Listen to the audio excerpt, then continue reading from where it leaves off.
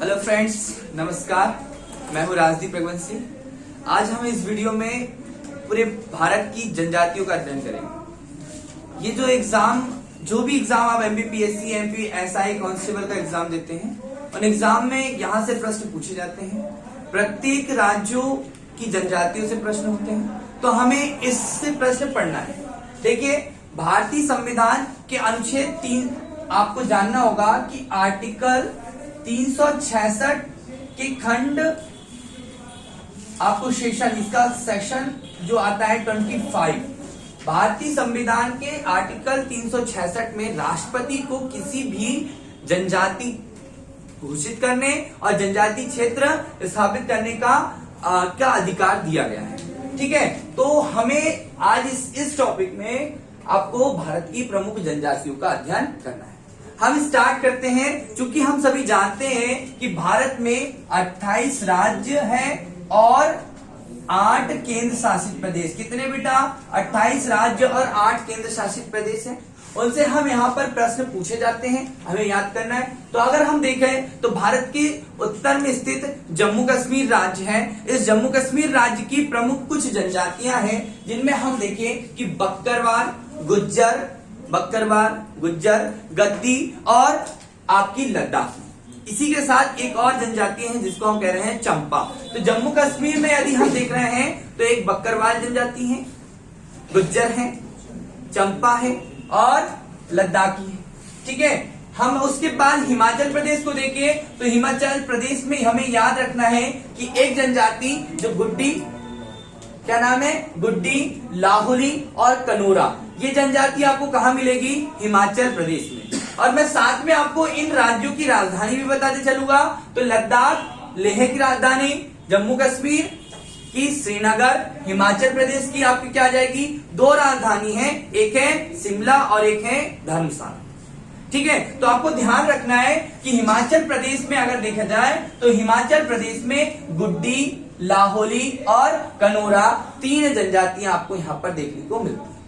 अगर हम नीचे जाते हैं तो हमारे पास उत्तराखंड राज्य है। इस उत्तराखंड का निर्माण उत्तर प्रदेश से वर्ष 2000 में किया गया। ठीक है, वर्ष 2000 में उत्तराखंड का निर्माण किया गया। उत्तरांचल भी कहा जाता है। इसकी राजधानी देहरादून है। ठीक है, यहां से एग्जाम में प्रश्न होता है। प्रश्न ये है कि उत्तराखंड की प्रमुख जनजातियों का नाम बताएं। तो उत्तराखंड की जनजातियों में थारू,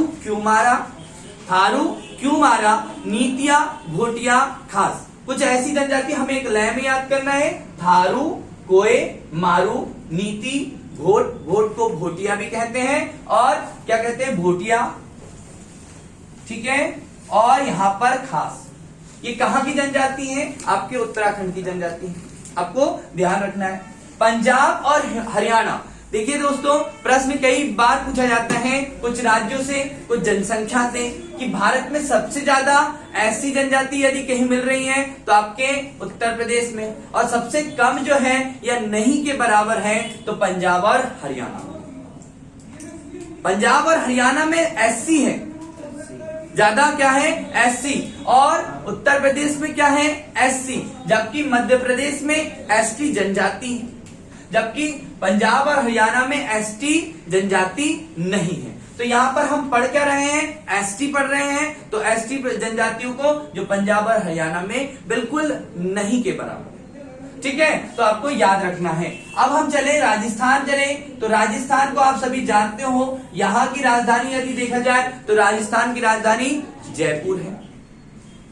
राजस्थान में अगर हम देखें, ये वाला जो राजस्थान, मध्य प्रदेश, गुजरात और महाराष्ट्र, राजस्थान, मध्य प्रदेश, गुजरात और महाराष्ट्र एक बफर स्टेट की तरह हम देखें तो बफर राजधानियां भी अगर देखें इसकी जनजाति, तो जिनमें हम राजस्थान में भी वही कॉमन जनजाति है, जैसे भील जनजाति, मीना जनजाति, कोली जनजाति, ये सब। तो बेटा हम राजस्थान की देखें तो राजस्थान में सहारिया, सांसी, मीना, गरासिया, बैगा, बंजारा, कोली और भील। यहाँ पर इतनी जो जनजाति है, कितनी? आपकी सहारिया, सांसी। तो हमें देखिए कॉमन जो है मीना है, भील है, कोली है, ये तो कॉमन है, लेकिन इनमें कुछ खास दिख रही है, तो वो गरासिया दिख रही है और सांसी दिख रही है। तो हमें राजस्थान से सांसी और गरासिया को तो याद ही रखना है, साथ में हमें रखना है सहारिया, मीना, बंजारा, भील और आपकी कुल। ऐसे ही लगा हुआ उनका ही राज्य एक कौन सा, गुजरात राज्य है, और इस गुजरात राज्य की राजधानी कौन सी है, गांधीनगर है। ठीक है, तो मीना, भील आपको गुजरात में मिल रही है, यानी कि भीलांचल के पास, मध्य प्रदेश के मालवा के पास भी है भील, तो यहाँ पर भील, कोली, पटेलिया और बंजारा। अब इसमें एक अलग चीज मिल रही है हमें, कौन सी, पटेलिया, जबकि हमें यहाँ पर सांसी और गरासिया मिली, और यहाँ पर क्या मिली, कॉमन में अलग, कॉमन से हटकर पटेलिया। ठीक है, अब हम चलते हैं मध्य प्रदेश, क्योंकि अब हम सब जानते हैं कि मध्य प्रदेश के एग्जाम में मध्य प्रदेश और छत्तीसगढ़ कहा जाता है कि, और आपको इसका डाटा भी मिलता है कि मध्य प्रदेश और छत्तीसगढ़ की में ही भारत में सर्वाधिक जनजाति पाई जाती है। मध्य प्रदेश और छत्तीसगढ़ में लगभग 46 जनजाति आपको मध्य प्रदेश और छत्तीसगढ़ से मिलती हैं, जिनमें हम देखते हैं कि मध्य प्रदेश में उत्तर अगर हम देखें तो उत्तर में यहाँ पर सहरिया जनजाति मिलती है। भिंड, मुरैना, श्योपुर, शिवपुरी, दतिया, ग्वालियर तरफ आपको कौन सी जनजाति मिल रही है, सहारिया। आपके मालवांचल क्षेत्र में भिलांचल जिसमें आता है, यानी कि अलीराजपुर, झाबुआ, धार, यहां पर आपको भील मिल जाती है। ठीक है, होशंगाबाद, खंडवा, बैतूल क्षेत्र में आपको कोरकू जनजाति मिल जाती है। छिंदवाड़ा पास में आपको भारिया जनजाति मिल जाती है, पातालकोट विशेषतर। ठीक है, इसके बाद में आपको मंडला में बैगा जनजाति, अबूझमाड़िया जनजाति, ठीक है, अगरिया जनजाति यहाँ पर मिल जाती है। अगरिया गोंड की एक उपजाति।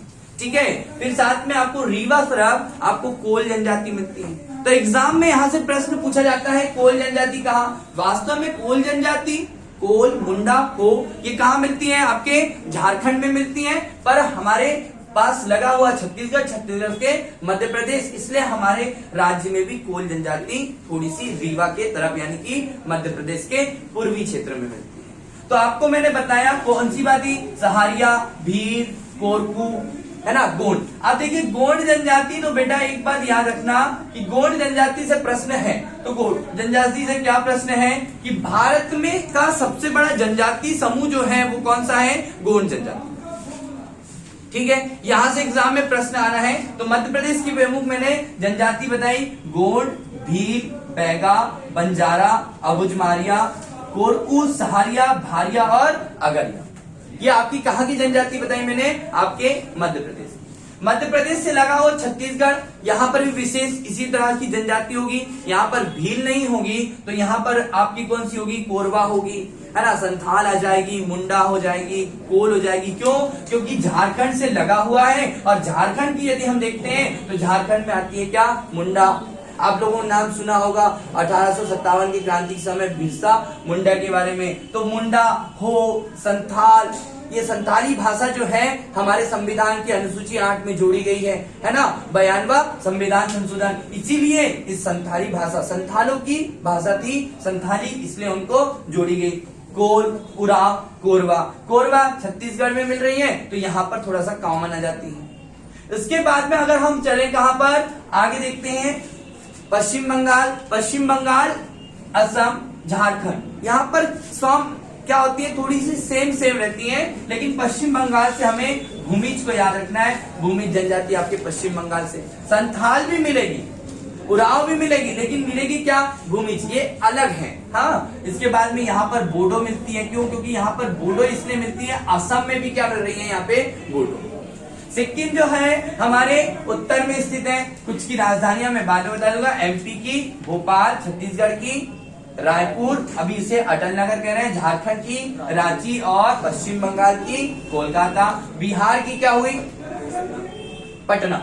ठीक है, आपके सिक्किम आया तो सिक्किम में एक ही जनजाति आपको विशेष तौर पर मिलती है, उस जनजाति का नाम है लेप्चा। सिक्किम में कौन सी जनजाति मिलेगी बेटा, लेप्चा जनजाति आपको यहाँ पर प्राप्त होती है। अब आगे हम अगर देखें, ये पूर्वोत्तर भारत में, इसको मैं एक सर्कल में बना देता हूं, ये पूर्वोत्तर भारत है बेटा। ये जो पूर्वोत्तर भारत है कहा जाता है, या पहले से भी हमें इतिहास पता होता है कि यहाँ एक असम राज्य है, और असम राज्य से छोटे छोटे अलग राज्यों का निर्माण हुआ है। अरुणाचल प्रदेश, नागालैंड, मणिपुर, मिजोरम, त्रिपुरा, मेघालय, इन असम राज्य से ही अलग हुए। ठीक है। तो यहाँ की जनजातियां लगभग सेम होती हैं, पर हम पर्टिकुलर राज्यों की जनजाति को देखें तो अरुणाचल प्रदेश राज्य यदि देखते हैं तो यहाँ पर डाफला, मिकिर, अबोर और मिसमी, ये 3-4 जनजातियां यहाँ पर प्राप्त मिलती हैं। और यहाँ की जनजातियों के नाम पर ही यहाँ की पहाड़ियों के भी नाम रखे गए हैं, डाफला, मिकिर, अबोर और मिसमी। यहां से एग्जाम में प्रश्न आपसे पूछा जाएगा। यदि बात करूं मैं असम की, तो असम में भी यही होगा बेटा कि अबोर मिलेगी, मिसमी मिलेगी, मिकिर मिलेगी, नागा मिलेगी, आपकी लुसाई मिलेगी। लेकिन इंपॉर्टेंट हमें याद रखना है कि असम से हमें बोडो जनजाति, असम से हमें लुसाई जनजाति, ठीक है। अगर हम आगे बढ़े तो यहाँ पर हमारे पास में एक आता है नागालैंड राज्य, और नागालैंड से ही नागालैंड राज्य का निर्माण नागा जनजाति के लिए के विद्रोह के कारण ही अलग होकर किया।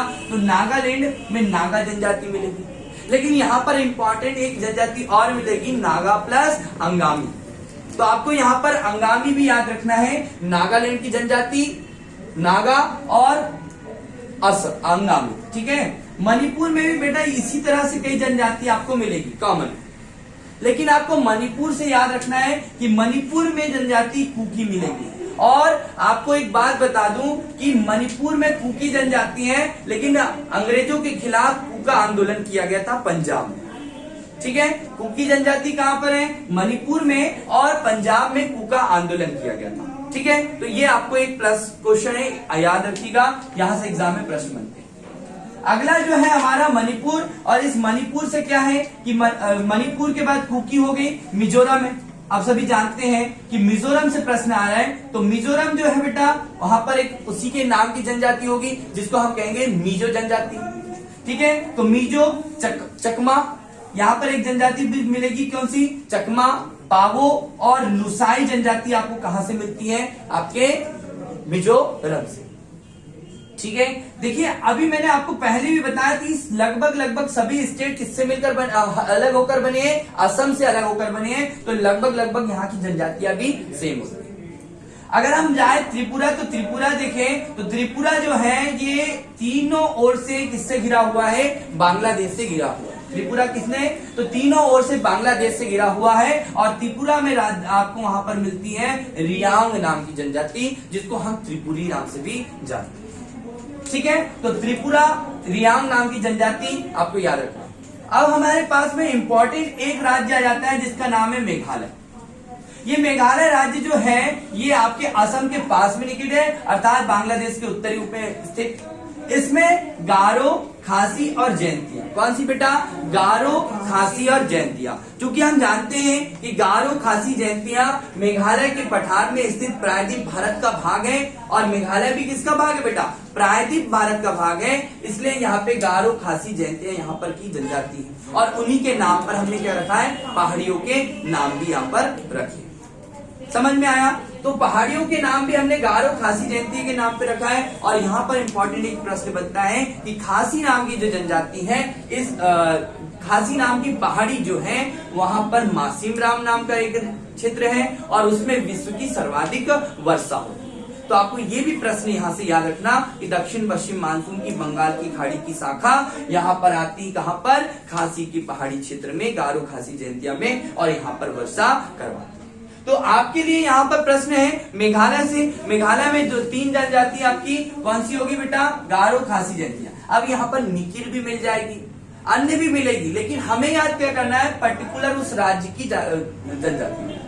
आगे हम चले तो लेप्चा हमने बता दिया था आपको सिक्किम में। अभी देखते हैं अब अपना अरुणाचल प्रदेश, यानी कि आंध्र प्रदेश, ठीक है। अब आंध्र प्रदेश को देखिए, अरुणाचल प्रदेश यहाँ पर हो गया। अरुणाचल प्रदेश में डाफला, मिकिर, मिसमी और अबोर थी, ये बता दिया मैंने यहाँ पर। अब यहाँ पर कौन सी है? आंध्र प्रदेश। इसमें गदबा, चेंचू, गोंड और रेड्डी है ना, यहाँ की ये जनजाति प्रमुख होती है। ये आपको थोड़ा सा ध्यान रखना है। क्या? रेड्डी, गोंड। हमने बता दिया था कि संपूर्ण भारत की जनजातियों में गोंड जनजाति है, ठीक है। फिर रेड्डी जनजाति आ रही है यहाँ पर, ठीक है। चेंचू, गदबा, ये कहां पर मिल रही है? आपके आंध्र प्रदेश में। वहीं पर अगर हम देख रहे हैं कि तेलंगाना की बात करें, आंध्र प्रदेश से संबंधित है। तेलंगाना नया राज्य बना है, 2 जून 2014 को नया राज्य बनाया तेलंगाना, राजधानी बनाई आंध्र प्रदेश, ठीक है। तो यह अगर हम चलते हैं महाराष्ट्र, और महाराष्ट्र को बात करें तो महाराष्ट्र भी गुजरात और मध्य प्रदेश से लगा हुआ है। यहाँ की जनजाति भी गुजरात और मध्य प्रदेश की जनजातियों के समान ही होगी। तो आपको मैं एक चक्र बनाता हूँ, उस चक्र के अनुसार यदि हम देखें तो ये मैं एक चक्र बनाऊं तो इस चक्र में हम देखें तो यहाँ पर भील जनजाति विशेष रूप से आती है। यानी कि भील जनजाति राजस्थान में भी है, गुजरात में भी है, मध्य प्रदेश में भी है और महाराष्ट्र में भी है। तो बंजारा, अबुझमारिया, क्योंकि अबुझमारिया को हमने मध्य प्रदेश में पढ़ा तो वहां पर अबुझमारिया, गोंड, भील और कोली, कोली को हमने राजस्थान में भी पढ़ा था और अपने गुजरात में भी पढ़ा। ठीक है, तो ये जनजाति आपके कहां मिल रही है? महाराष्ट्र में। अब देखिए कि अब आता है आपका कर्नाटक और इंपॉर्टेंट है दक्षिण भारत की सबसे बड़ी जनजाति। भारत की सबसे बड़ी जनजाति गोंड है और दक्षिण भारत की सबसे बड़ी जनजाति आपकी क्या है? तो टोडा जनजाति आपकी दक्षिण भारत की सबसे बड़ी जनजाति। तो यहाँ पर एग्जाम में प्रश्न पूछा जाएगा कि टोडा जनजाति कहाँ पाई जाती है। तो बेटा आपको पता है कि पश्चिमी घाट, यहां से एक घाट आता है, इस तरफ से एक घाट बनता है आपका ये वाला, ये जो घाट है संलग्न है, इस घाट को हम कहते हैं पश्चिमी घाट और इस घाट को हम कहते हैं आपका पूर्वी घाट। ठीक है, और पूर्वी घाट ये कौन सा बेटा? पूर्वी घाट और ये है पश्चिमी घाट। ठीक है, तो पूर्वी घाट और पश्चिमी घाट के मिलन बिंदु को नीलगिरी कहा जाता है। क्या कहा जाता है? नीलगिरी। और इस नीलगिरी के पहाड़ पर एक जनजाति पाई जाती है, वो कौन सी है बेटा? टोडा जनजाति। कौन सी? टोडा जनजाति। टोडा जनजाति एक बहुपतिक विवाह के लिए जानी जाती है और टोडा जनजाति पशुपालक जनजाति है। ठीक है, ये नीलगिरी और उटकमंड ऊटी के पास वाले क्षेत्र, मतलब तमिलनाडु वाले क्षेत्र में। अब यहाँ पर कॉमन हो गया ना बेटा, देखिए नीलगिरी माने तमिलनाडु, कर्नाटक और केरल के सेंटर पॉइंट पर। ठीक है, तो ये जनजाति तीनों राज्य में जाएगी, केरल में भी चली जाएगी, तमिलनाडु में भी जाएगी और कर्नाटक में भी जाएगी, पर विशेष रूप से इसको कर्नाटक और तमिलनाडु में मिलती है। अगली जनजाति हम अगर देखें तो कर्नाटक में देखेंगे और कर्नाटक में मिलने वाली जनजाति जो है वो एक टोडा तो है, लेकिन वहां पर एक आ जाती है पनियान जनजाति। पनियान जनजाति भी आ जाती है, ये आपके मंगलोर तट के आसपास मिलने वाली जनजाति है। जो अब अगला राज्य जो है हमारा वो है केरल, और केरल में 4 जनजाति विशेष रूप से आपको पढ़ना है, क्योंकि केरल आप जानते हैं केरल मालाबार तट है और इस मालाबार तट पर मोपला जनजाति पाई जाती है। एक मोपला विद्रोह मोपला जनजातियों के द्वारा हुआ था। ये वहां के जमींदारों और वहां की स्थानीय जनजाति मोपला जनजाति द्वारा यहाँ मोपला विद्रोह हुआ। कहां पर हुआ बेटा मोपला विद्रोह? मालाबार तट पर। तो पनियान, मोपला, इरुल्ला और कादर।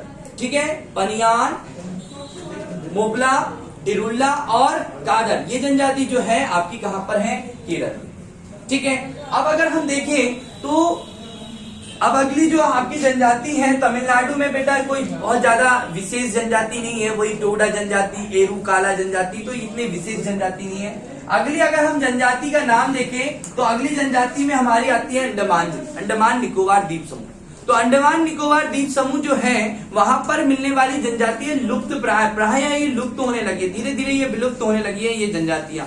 तो उन जनजातियों में हम प्रश्न देखते हैं कहां से क्या पूछ ले, तो उसमें आती है एक सैंपल, एक सेंटिनली, ओंगे, जरावा, अंडमानी और निकोबारी। ठीक है, तो अंडमान निकोबार द्वीप समूह में मिलने वाली जनजातियों के नाम मैंने आपको बताया क्या कि यहाँ पर सैंपेन जनजाति है, आपकी सेंटिनली है, ओंगे है, जरावा है और आपकी बहुत सारी जनजाति। तो इन जनजातियों से यहाँ से प्रश्न पूछे जाते हैं। मैंने लगभग सारे के सारी जनजाति, सारे स्टेट की जनजातियों के बारे में आपको बता दिया है। भारत की सबसे बड़ी जनजाति है गोंड जनजाति। और यदि आप मध्य प्रदेश विशेष में आप प्रश्न पत्र दे रहे हैं, पेपर दे रहे हैं, मध्य प्रदेश एग्जाम की तैयारी कर रहे हैं, पुलिस की तैयारी कर रहे हैं, एमपीपीएससी की, तो आपको गोंड जनजाति जो है वो सारे भारत में मिलेगी, जबकि मध्य प्रदेश की सबसे बड़ी जनजाति समूह आएगी क्या? भील, और दूसरे नंबर पे आएगी गोंड। ठीक है, तो उत्तर भारत में यानी पूरे भारत की सबसे बड़ी जनजाति समूह कौन हुआ बेटा? गोंड जनजाति हुआ। लेकिन दक्षिण भारत का सबसे बड़ा जनजाति समूह क्या हुआ? आपका टोडा। तो आपके एग्जाम में यहाँ से प्रश्न आने हैं, आपको ध्यान रखना है। गारो खासी जनजातियां मेघालय से, अंगामी आपके नागालैंड नागा से, ठीक है, मणिपुर से, कुकी, मिजोरम से भी आपको मैंने बताई थी, लुसाई, चकमा, पावो और मिजो। तो विशेषकर जम्मू कश्मीर को आपको ध्यान रखना है। तो यहाँ से एग्जाम में प्रश्न पूछा जाता है, आपको याद रखना। ठीक है, तो आप इस वीडियो को देखकर जनजाति की तैयारी कीजिए। अभी सभी एग्जाम में ये पूछे जाएंगे। वीडियो को लाइक कीजिए, शेयर कीजिए। Thank you.